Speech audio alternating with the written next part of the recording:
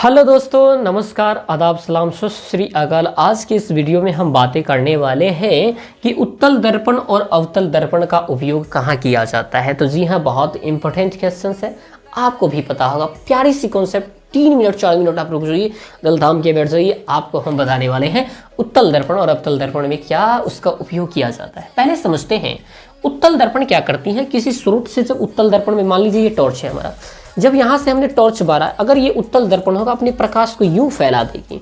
जैसे आप street light आपने बचपन में देखी होंगी या अभी भी देखी होंगी, तो स्ट्रीट लाइट में ऐसे जो होती हैं, ऐसे इससे प्रकाश पूरी एरिया में फैलती रहती है।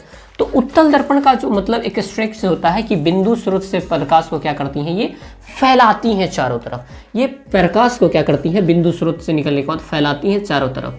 तो फैलाती हैं, तो इसका प्रयोग कहाँ किया जाता है, स्ट्रीट लाइट में किया जाता है, क्योंकि बिंदु स्रोत से प्रकाश ऐसे होती है, यहाँ से प्रकाश चारों दिशा में फैलती है। इसलिए कहा जाता है कि उत्तल दर्पण का उपयोग स्ट्रीट लाइट में किया जाता है, गली के लाइट में किया जाता है। दूसरी बात समझिए, उत्तल दर्पण क्या करती है, अपने विस्तृत क्षेत्र को कवर करने का कार्य करती है। ऐसे होती है ना। अब जरा सोच रहे होंगे, जब बाइक आप चलाते हैं तो पीछे कितनी सारे विस्तृत क्षेत्र होते हैं, उन सारे विस्तृत क्षेत्र को एक ही आईना में दिखा दे तो कितना मजा आ जाएगा। वही काम करती है उत्तल दर्पण। तो प्रतिबिंब छोटा दिखाती है और विस्तृत क्षेत्र को कवर करती है। यही कारण है कि वाहनों के पश्चिम दर्पण में इसका प्रयोग किया जाता है, जिसे आप क्या कहते हैं, वाहनों के पश्चिम दर्पण को जिसे आप कहते हैं साइड मिरर। क्या कहते हैं, साइड मिरर।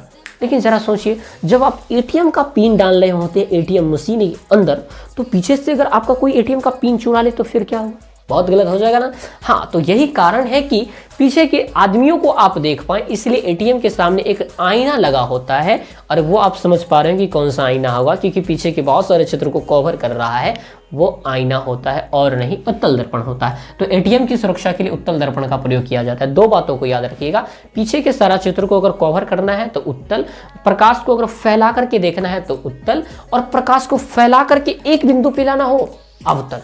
जैसे आप सोचिए कि ये हम अवतल दर्पण बता रहे हैं कि टॉर्च में आप क्या करते हैं, प्रकाश निकलती है और एक बिंदु पे जाके मिलती है, और यही कारण है कि टॉर्च का जो फोकस होता है बहुत दूरी तक जाता है। दूसरी लेजर लाइट, जहां से मारो वहां चला जाता है, मतलब वो एक बिंदु स्रोत से निकलकर किसी एक बिंदु पे जाती है, फैलती नहीं है, डाइवर्ट नहीं होती है। तो ये क्या हो जाता है, अवतल दर्पण। जैसे आप तो बहुत ज़्यादा सौर कुकर बताते हैं कि सौर कुकर में कैसे किया जाता है, लेकिन डॉक्टर द्वारा जब आपका आंख चेक करता है, नाक चेक करता है, दांत चेक करता है, फिर उसमें कौन सा दर्पण का प्रयोग किया जाता है, उत्तल का। क्योंकि जब वो मारेगा फोकस ना, तब तो आपके एक बिंदु पे मिलना चाहिए। ऐसा पता चला पूरी प्रकाश फैल गई तो पूरा मुंह पे रोशनी जाएगा, फिर उसको देखने में मजा नहीं आएगा। तो इस तरह से आंख, नाक, दांत के रूप में डॉक्टर इस्तेमाल किसका करता है, तो अवतल दर्पण का प्रयोग करता है। किस दर्पण का प्रयोग करता है, अवतल दर्पण का। अच्छा बताइए, पीछे के क्षेत्र हमारा जो है, जैसे हम किसी के यहाँ दाढ़ी बना रहे हैं, तो ये दाढ़ी हमारा छोटा छोटा बड़ा दिखाने का प्रयास, छोटा दिखाने का प्रयास उत्तल में, बड़ा दिखाना चाहते हैं अपनी दाढ़ी को, ताकि हजाम को पता चले कि इधर ये है उधर वो है। इसलिए हम लोग अवतल दर्पण का प्रयोग करते हैं, और हजामती दर्पण में अवतल दर्पण का प्रयोग। ये सौर कुकर क्या होता है, जैसे समझिए सौर कुकर को हम बताने का प्रयास करते हैं। ये हमारा हो गया कुकर, ये हमारा क्या हो गई, कुकर। भाई साहब बन जाए कुकर, कैसे बनता है मेरे को तो पता नहीं है। ये कुकर बन गया, और कुछ इसी तरह से बनता है कुकर, है ना। ये कुकर हमारा बन गया, और कुछ ऐसा होता है। अब ये हमारा है सौर प्लेट, और इस तरह से होता है सौर प्लेट। ऐसे सौर प्लेट है, यहाँ मान लीजिए दूरी से प्रकाश आ रही है, यहाँ पड़ रही है, यहाँ पड़ रही है, यहाँ पड़ रही है, पूरी प्लेट पे प्रकाश पड़ रही है। पूरी प्लेट पे प्रकाश जब पड़ रही है, तो ये प्लेट क्या करेंगी, आप क्या चाहते हैं, कुकर का खाना जल्दी बने, है ना। और कुछ इस तरह से सेटअप होता है, मैं आमतौर पर समझाने का आपको प्रयास कर रहा हूँ। तो ये क्या करेगी, अपनी पूरी प्रकाश को एक बिंदु कुकर पे ही ला के देगी। ये इसका भी, इसका भी, इसका भी एक बिंदु पे आके मिलेगा। फिर कितना इसके पास रोशनी हो जाएगी, बहुत ज़्यादा रोशनी हो जाएगी, और फिर खाना बन जाएगा जल्दी। यही कारण है कि सौर कुकर में हमारा किस चीज़ का प्रयोग किया जाता है, अवतल दर्पण का, क्योंकि अवतल दर्पण अपनी फैलने वाली प्रकाश को एक जगह पे ला के रखती है। तो दोस्तों, आपको समझ में आया होगा।